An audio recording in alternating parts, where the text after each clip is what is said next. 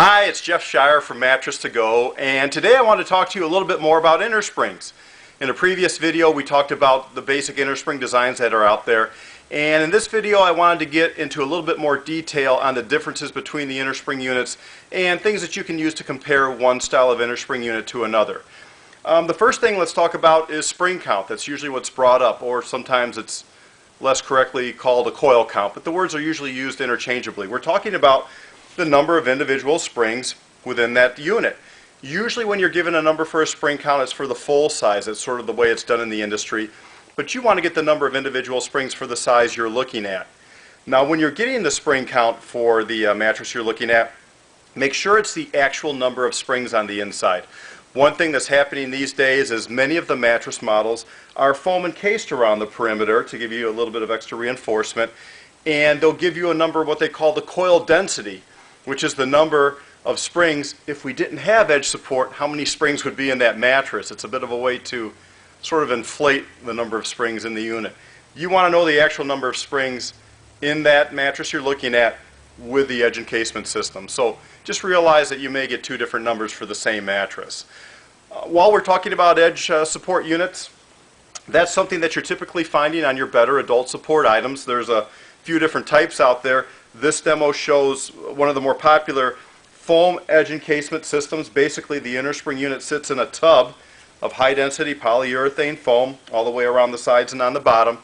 And the reason that we use edge support system in mattresses is not so much for sitting on the edge of the bed, although it does make it a little nicer.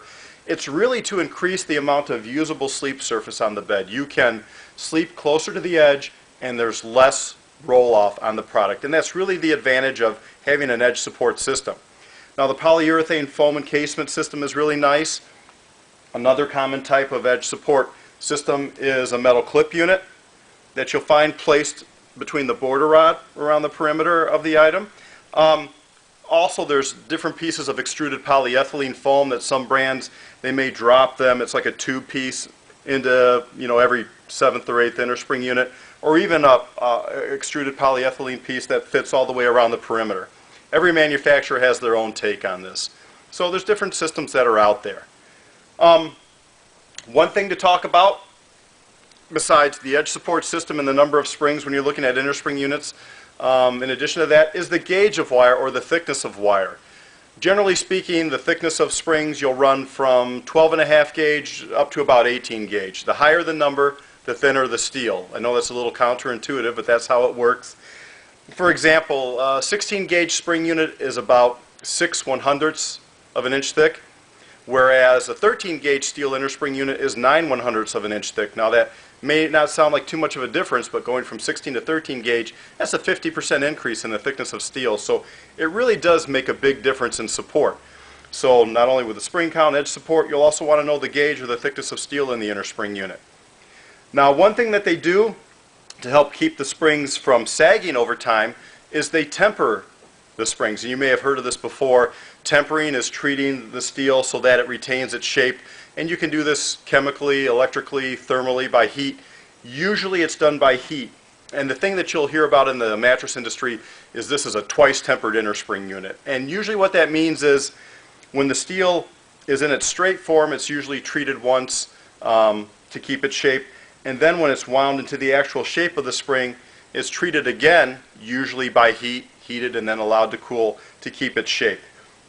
Some of the inner spring units that are out there, for example, the Marshall coil that we talked about before, the spring and the sock, these are usually treated only once. Usually it's when the metal is in its rolled form, then it's woven into the spring unit and put into the fabric at the same time. So once it's in the sock, we can't treat it and make it harder.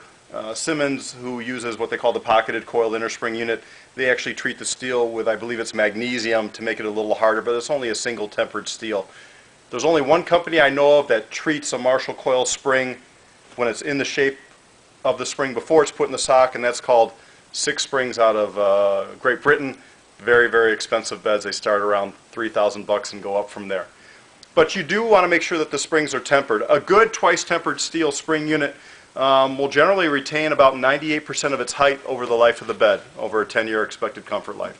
So a very important thing to look at. So we have spring count, we have edge support systems, we have gauge of steel, and we have tempering. So let me put this all into perspective for you a little bit. The Bonnel innerspring units that we talked about before, the old hourglass shaped springs, these will tend to be found more in the traditional promotional type beds, something for kids for guest bedrooms or for less frequent adult use. A popular gauge of steel will be 13.5 gauge steel. Some of the thicker ones will go to 13 gauge, a little bit better. Usually have a nice thick border rod around the edge. It's usually about a 6 gauge steel, nice and thick there. Most of these won't have an edge support system. If they do, it's usually the spring clip design. More of a basic unit right here. Popular spring counts in a full size, 312, 336. Sometimes you'll even find a 364 out there. Again, a little higher, a little bit of a better unit. If we go with the popular LFK open-ended sensory arm springs, these will vary quite a bit.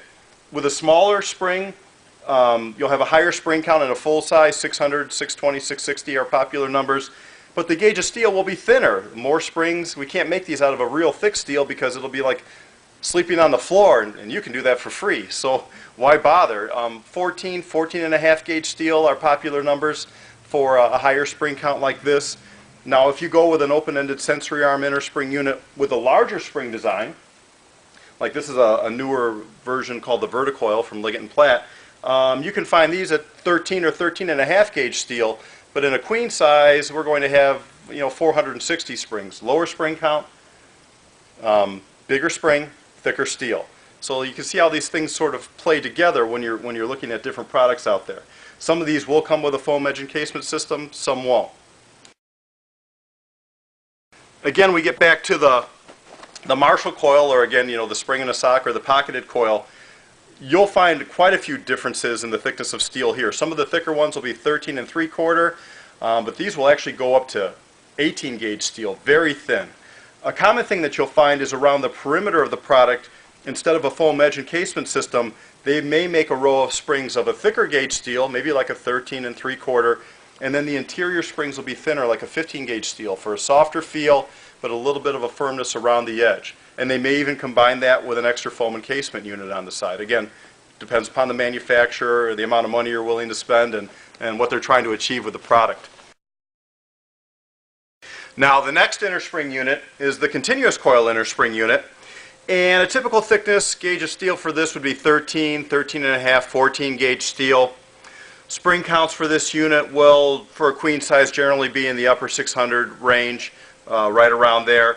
This unit is unique in that it's pretty easy to zone this innerspring unit in the middle third of the bed, running side to side in the mattress. You can place the springs a little closer together and to give more support where most of your weight's at. That's something that's commonly done. And these come both with a border rod around the perimeter, and then sometimes they are foam encased. And then we have the one that I've been using for a demo here, the double offset knotted spring unit. This is actually a pretty basic design, but these tend to be very heavy duty. This particular one is 12.5 gauge steel, very thick.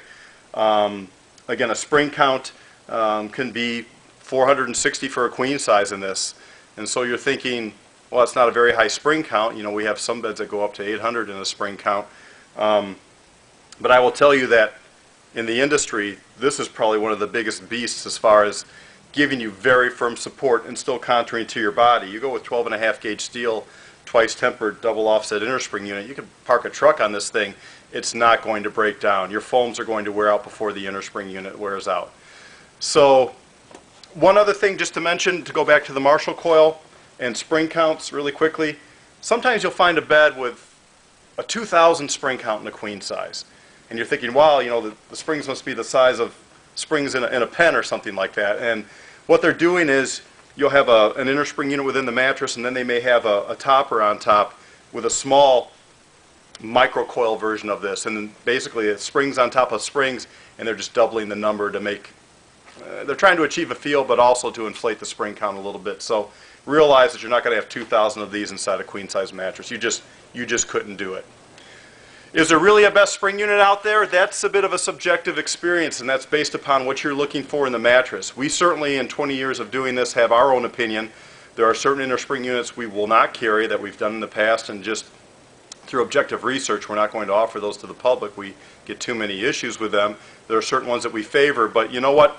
Come into the store and we'll be happy to give you our opinions on those products and why we do and don't carry certain types. That's not what we're looking to do here in the video. We just want to give you some good objective information.